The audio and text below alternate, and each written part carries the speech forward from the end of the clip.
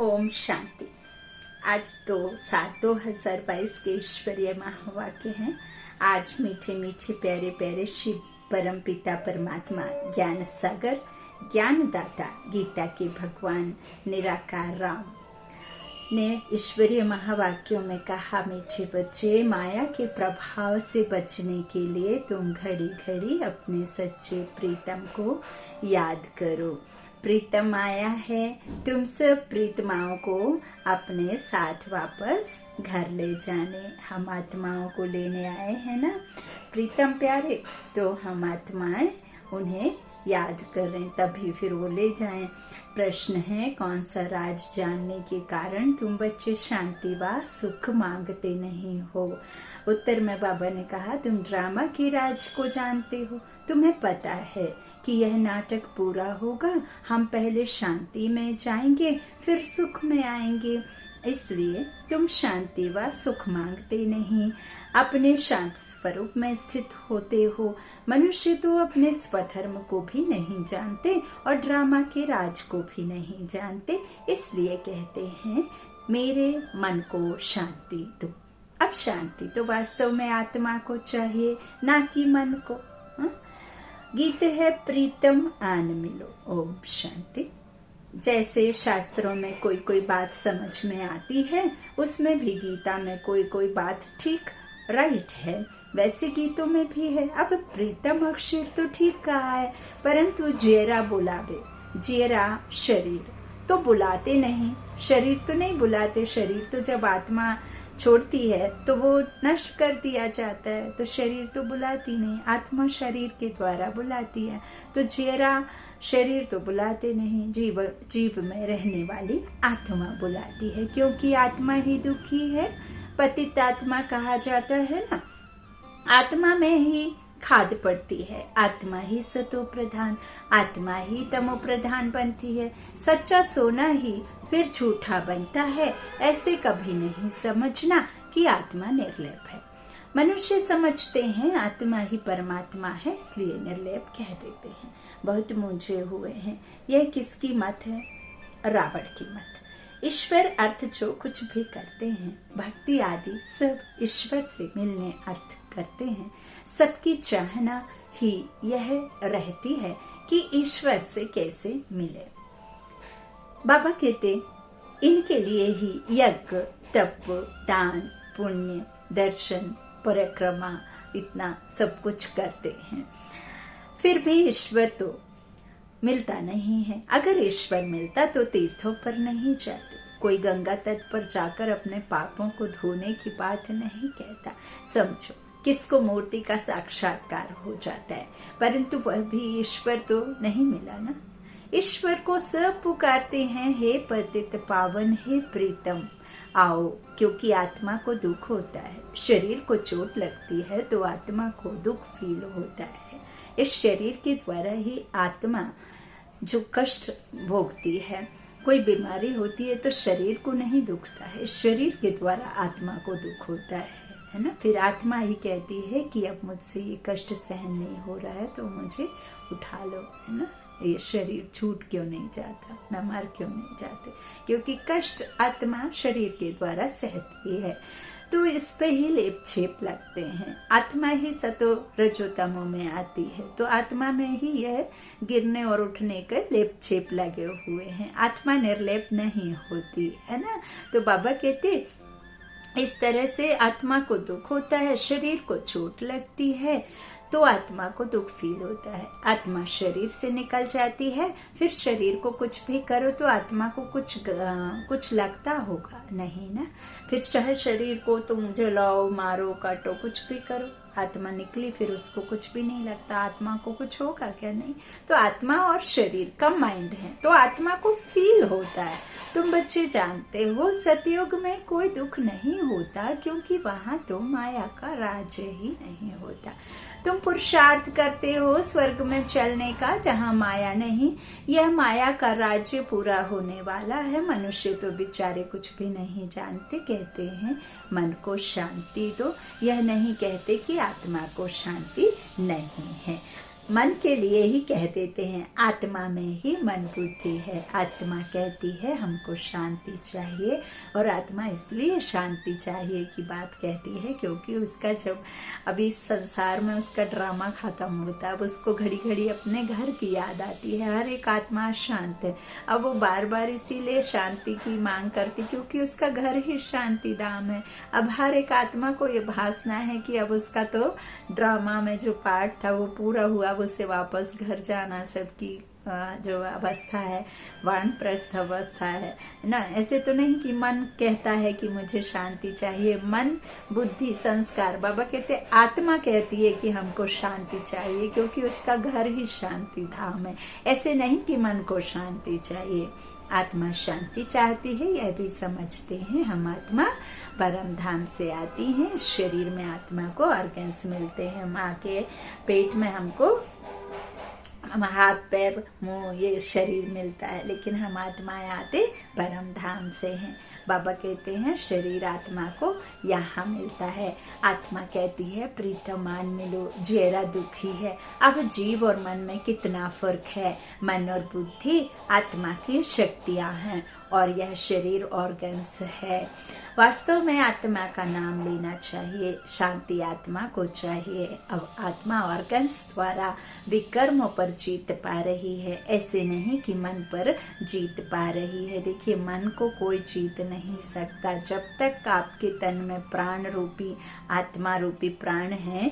जब तक आप किसी भी हालत में, चाहे आप कितने भी बीमार हो, आप किसी भी कंडीशन में हो, कितने भी क्रिटिकल सिचुएशन में हो, लेकिन आप कहें कि मन पर हम जीत पालें तो मन चलायमान है।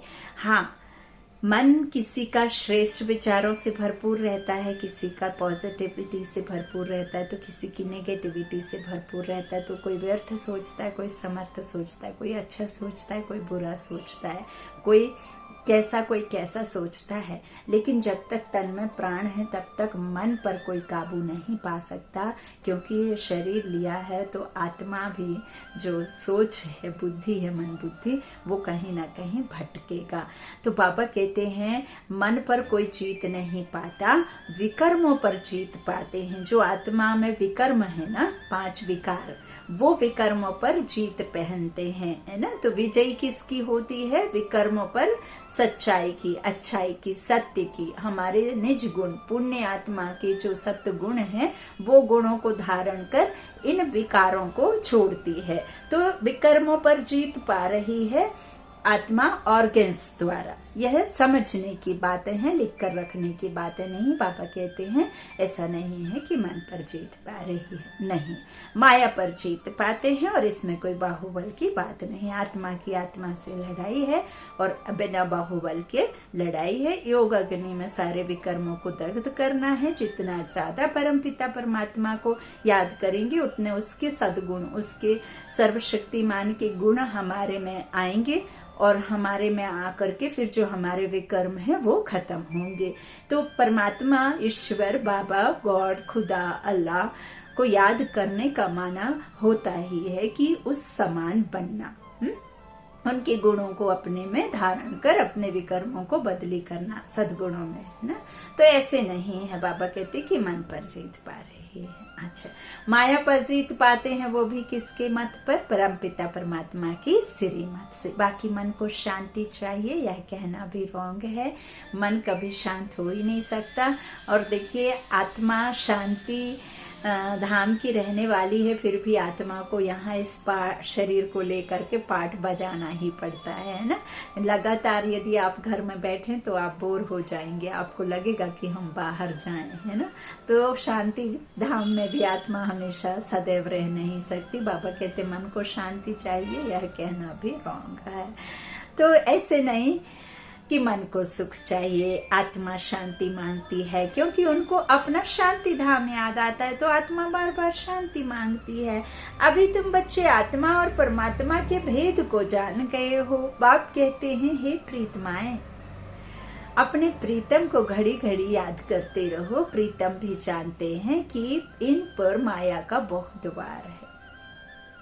प्रीतम वो जो जिसके पास में है, प्रेम का सागर, शांति का सागर। अब जिसके पास में है उसे ही याद करेंगे तब तो वो हमें देगा, है ना। तो इस तरह से घड़ी घड़ी याद करते रहो। प्रीतम भी जानते हैं कि इन पर किसका वार है, माया रूपी वार है, बहुत वार है। घड़ी घड़ी माया भुलाकर देह अभिमान में ले आती है, आत्मा को पहचान मिलती है, हम शांत स्वरूप है। आत्मा का स्वधर्म ही है शांति, स्वधर्म को भूल आत्मा दुखी होकर पुकारती है।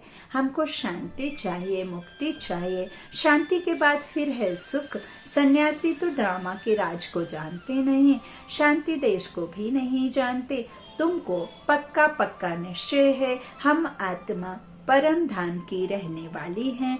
हमने 84 जन्मों का पाठ बचाया है, अब पाठ पूरा होता है। यह आत्मा कहती है हमको, कहती है कि प्रीतम हमको मिला है। भक्ति मार्ग में सब प्रीतम को याद करते हैं लेकिन उसको जानते नहीं हैं। मानते जरूर हैं लेकिन उसको जानते पहचानते नहीं हैं। भक्ति में शक्ति नहीं होती है ना, लेकिन भक्ति करते हैं।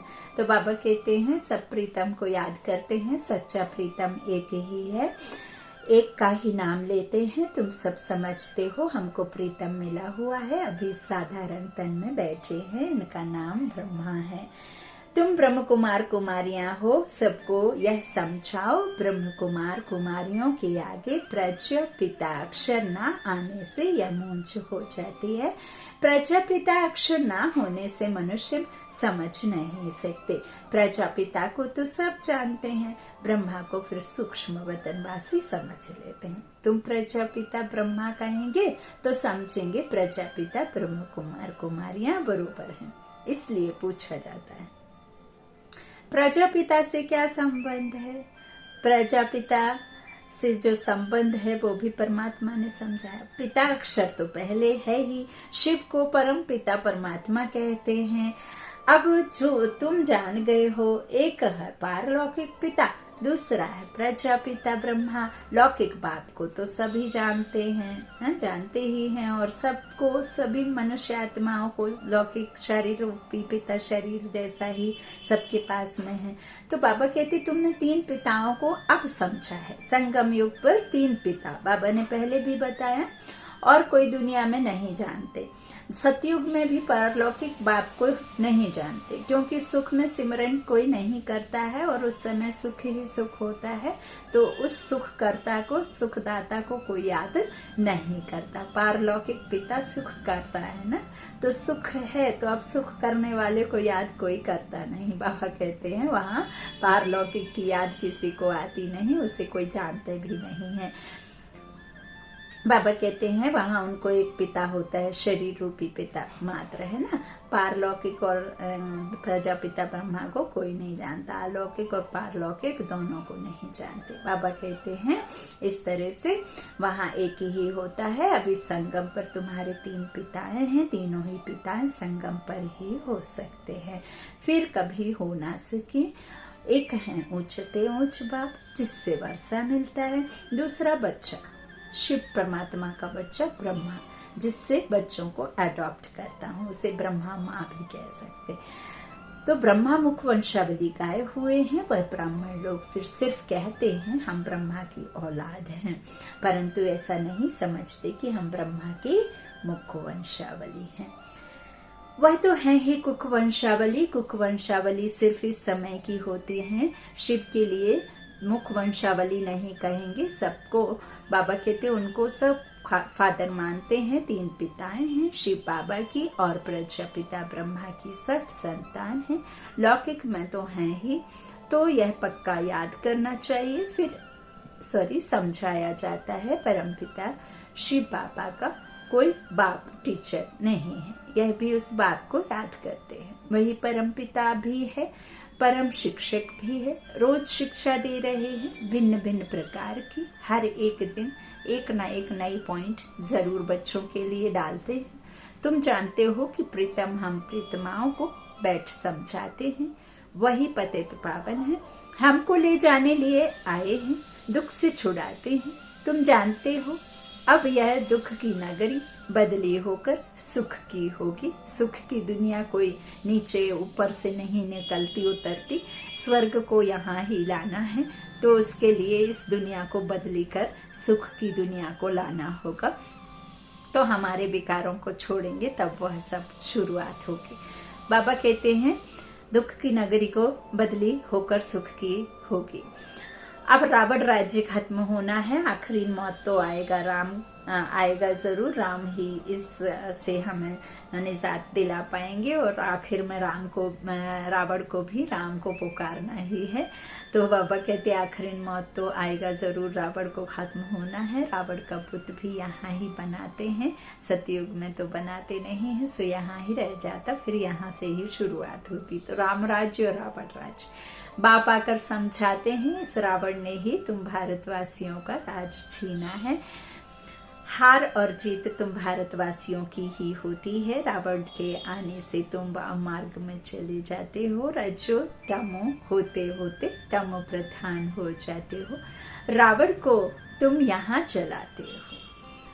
बरोबर रावण राज्य है, बाकी सीता आदि को चुराने की कोई बात ही नहीं है। देखिए, चाहे आप एफीजी को ले लें, जो रावण को हम भक्ति में देखते सुनते आए हैं, रावण को जलाते, लेकिन रावण तो जलता नहीं है। और हम ब्राह्मण आत्माओं को भी जो परमपिता परमात्मा ने बताया है कि इस रावण राज्य में ही रावण रह जाता है। तो हम जब विकारों को योग अग्नि से जलाते हैं, ये दग्ध करते हैं, हमारे पुराने हिसाब किताब को पूरा चुकतू करते हैं, पुराने हिसाब किताब चुकतू होते हैं, तो हम फिर ये जो रावण विकार, एक भी विकार हम साथ लेकर जा नहीं सकते, है ना। सब यहीं रह जाते हैं। इस सतयुग से जो शुरू होता है राम राज्य, तो द्वापर में जो रावण आता है तो वो इस कलयुग में ही समाप्त हो जाता है। संगम युग पर ही फिर ये ज्ञान के द्वारा हम छोड़ देते हैं, वो यहीं छूट जाता है, तो यहीं दग्ध हो जाता है। फिर सतयुग में उसे जलाने की कोई दरकार होती नहीं। बाबा कहते हैं इस तरह से सतो तमो होते होते तमो प्रधान हो जाते हो। रावण को तुम यहाँ जलाते हो, यहाँ ही छूट जाता है। बरोबर रावण राज्य है, बाकी सीता आदि को चुराने की कोई बात ही नहीं है, क्योंकि सतयुग में सीता को कोई तकलीफ होती नहीं है आत्माओं को, जो कोई रावण या राम की बात हो। तो यह तो राज्य ही रावण का है। सब मनुष्य मात्र रावण के राज्य में है। रावण राज्य में है दुख, राम राज्य में है सुख। राम भगवान को ही कहा जाता है और निराकार राम को। तो तुम्हारी बुद्धि वहां चली जाती है ऊपर की ओर, और कोई की बुद्धि में यह बातें हैं नहीं। बाप ही आकर पारस बुद्धि बनाते हैं। बरोबर नाम ही रखा जाता है पारसनाथ। वहां भी विष्णु के ही 2 रूप हैं। कितनी गुंजाइश है समझने की, बाप बैठ डिटेल में समझाते हैं। तुम गीत का एक अक्षर सुनते हो, सुनने से ही जाग जाएंगे। गीत का एक अक्षर सुनने से ही जाग जाएंगे। कोई कोई गीत अच्छे हैं। तुम अब यात्रा पर जा रहे हो, जानते हो रूहानी यात्रा हम ही करते हैं। बरोबर हम सब आत्माओं का पंडा एक ही है। अब तुमको दुख से लिबरेट कर ले जाते हैं। सभी का गाइड वह एक ही है। सबको वापस मुक्ति धाम में ले जाने खुद आते हैं, जबकि इनको सबकी सदगति करने आना ही है। तो जरूर किस रूप में आएंगे ना, घर बैठे इनको आना है। बरोबर शिवरात्रि गाई जाती है। कोई से भी पूछो कि शिव तो निराकार है, फिर उनकी रात्रि कैसे होती है। जिनका नाम और रूप नहीं, फिर उनकी रात्रि कैसे होती है। लिंग भी दिखाते हैं, उनका नाम भी है, रूप भी है, देश भी है, समय भी है, उनकी महिमा भी गाते हैं। सुख का सागर तो जरूर सुख देंगे ना। अभी सब पतित हैं, जो गुणवान हैं उन्हों के आगे जाकर गाते हैं। हमारे में कोई गुण नहीं, हम निर्गुण हैं, कहते ना। तो हम काले हैं, यह काली दुनिया है ना। काले बैंगन में कोई गुण नहीं।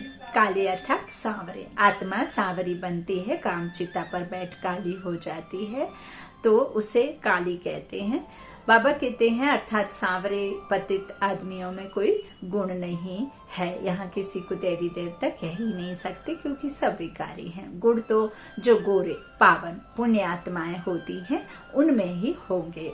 तुम एक बाप से सुनते हो और कोई बात सुनते नहीं हो। एक दो को यही ज्ञान की पॉइंट सुनाओ, रिपीट कराओ। यहाँ जो सुख तुमको मिलता है, यहाँ जो धारणा होती है वह बहुत अच्छी है। हॉस्टल में थोड़े दिन के लिए आते हो, कोई 4 दिन, कोई 6-8 दिन के लिए आते हैं।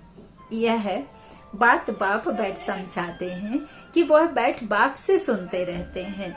यह निश्चय हो जाए कि हम माता पिता के साथ घर में बैठे हैं। यह ईश्वरीय घर है।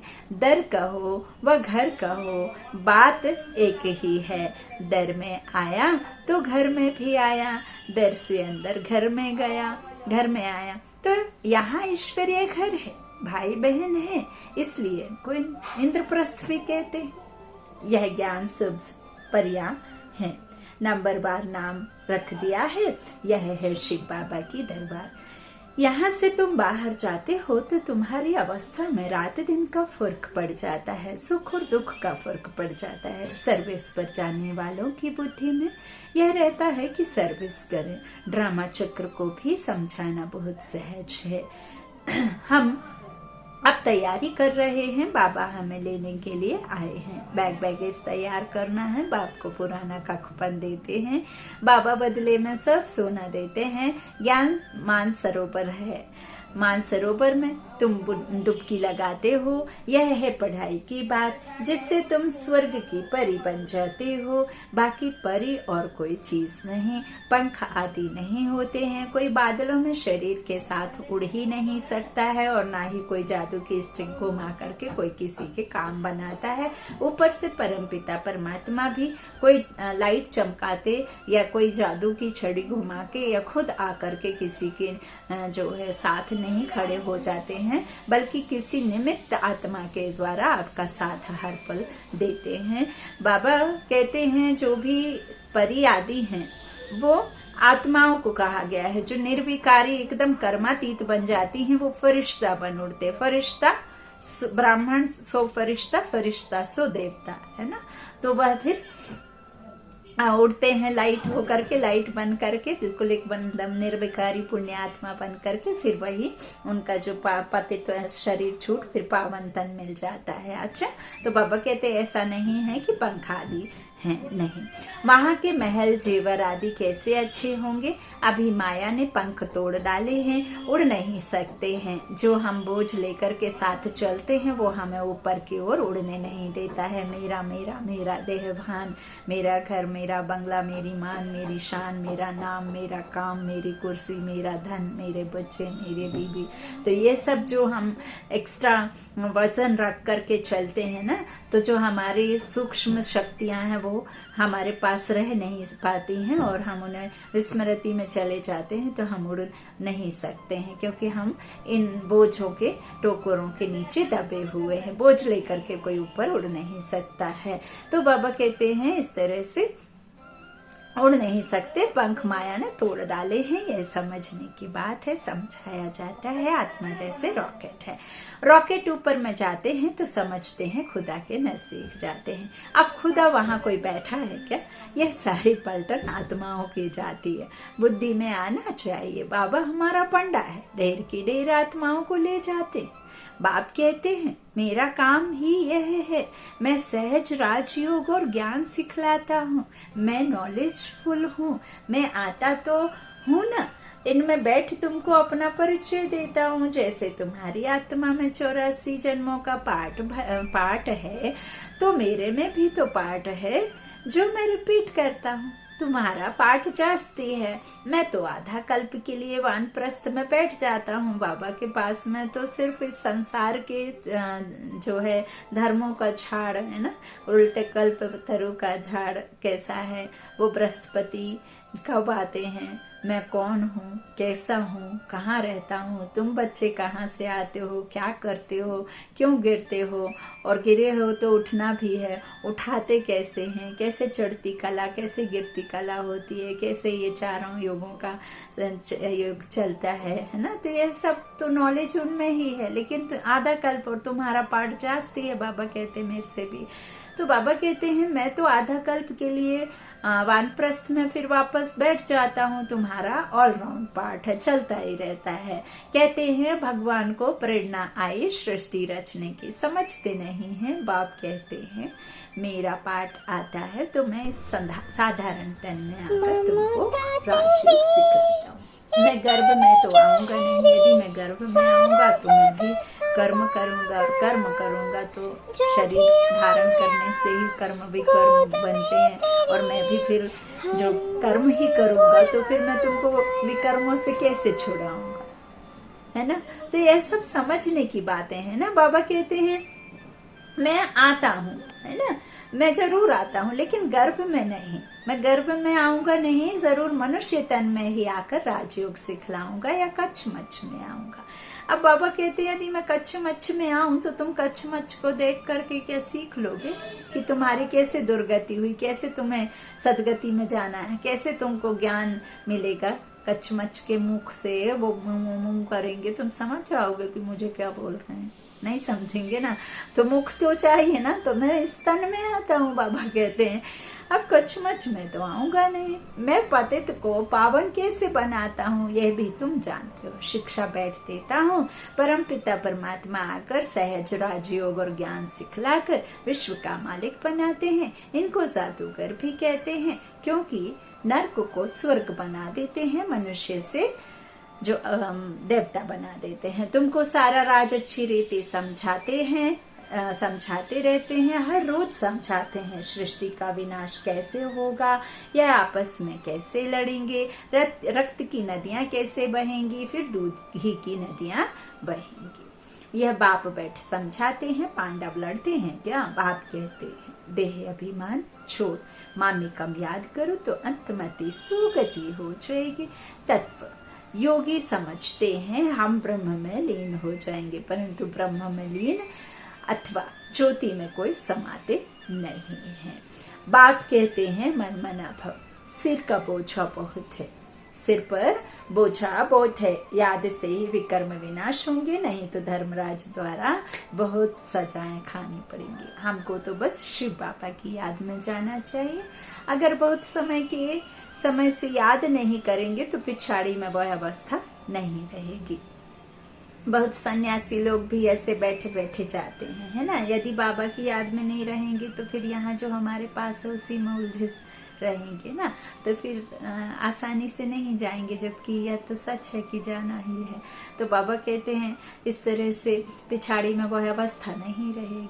बहुत सन्यासी लोग बैठे बैठे जाते हैं। भक्तों की महिमा भी कोई कम नहीं है, फिर भी पुनर्जन्म तो सबको लेना ही है। हाँ, अब बाप कहते हैं हम सब आत्माओं को साथ ले जाऊंगा, रात दिन यही चिंता रहे कि कैसे बाप का परिचय दें। अच्छा मीठे मीठे सिकीलाधे बच्चों प्रति माता पिता बाप दादा का याद प्यार और गुड मॉर्निंग। रूहानी बाप की रूहानी बच्चों को नमस्ते। हम रूहानी बच्चों की रूहानी माता पिता बाप दादा को याद प्यार और गुड मॉर्निंग। शुक्रिया बाबा, मीठे बाबा, प्यारे बाबा, सबका साथी सबका सहारा। धारणा के लिए मुख्य सार पहला बाबा ने कहा एक बाप से ही सुनना है और कोई से कोई बात नहीं सुननी है, ज्ञान ही मुख से रिपीट करना और कराना है। दूसरा बाबा ने कहा बाप के साथ वापस जाना है, इसलिए पुराना कख पंते बैगेज ट्रांसफर कर देना है, सबको बाप का परिचय मिल जाए, इसी एक चिंता में रहना है। आज का वरदानी बाप ने दिया सदा सर्व प्राप्तियों की स्मृति द्वारा मांगने के संस्कारों से मुक्त रहने वाले संपन्न व भरपूर भव। बाबा कहा और बाबा को जाना, बाबा को माना, बाबा की मत पर चले और सब कुछ बाबा का तुम्हारा हो गया, तो तुम्हारा हक है। वारिस माना बाप का सब कुछ तुम्हारा, उसमें मांगने की आवश्यकता नहीं। भक्ति में मांगते हैं ये दो वो दो, लेकिन यहाँ तो बाबा कहते हैं जो सदा सर्व प्राप्तियों की स्मृति द्वारा मांगने के संस्कारों से मुक्त रहने वाले संपन्न व भरपूर भव। एक भरपूरता बाहर की होती है, स्थूल वस्तुओं से, स्थूल साधनों से भरपूर, लेकिन दूसरी होती है मन की भरपूरता। अब स्थूल भरपूर से सुखी होते हैं या मन की भरपूरता से सुखी रहते हैं, है ना। तो दो तरह की होती हैं, एक स्थूल साधनों की और दूसरी मन की भरपूरता। तो जो मन से भरपूर रहता है उसके पास स्थूल वस्तु या साधन नहीं भी हो, फिर भी मन भरपूर होने के कारण वे कभी अपने में कमी महसूस नहीं करेंगे। वे सदा यही गीत गाते रहेंगे कि सब कुछ पा लिया। और जब परमात्मा सर्वशक्तिमान, सर्व का दाता, सदगति दाता, जिस भगवान को इस संसार में हर कोई ढूंढ रहा है, पुकार रहा है, जब वही आपका हो गया तो आपको, जब मालिक जो संसार को दे रहा है वो मालिक आपका हो गया, तो आपको फिर किसी से मांगने की कोई आवश्यकता नहीं। सो सब कुछ पा लिया, उनमें मांगने के संस्कार अंश मात्र भी नहीं होंगे। आज का स्लोगन बाबा ने दिया, पवित्रता ऐसी अग्नि है जिसमें सभी बुराइयां जलकर भस्म हो जाती हैं। पवित्रता ऐसी अग्नि है जिसमें सभी बुराइयां जलकर भस्म हो जाती हैं। अच्छा, ओम शांति। शुक्रिया शुक्रिया बाप दादा, शुक्रिया आप सभी भाई बहनों के स्नेह का। Om Shanti, good night.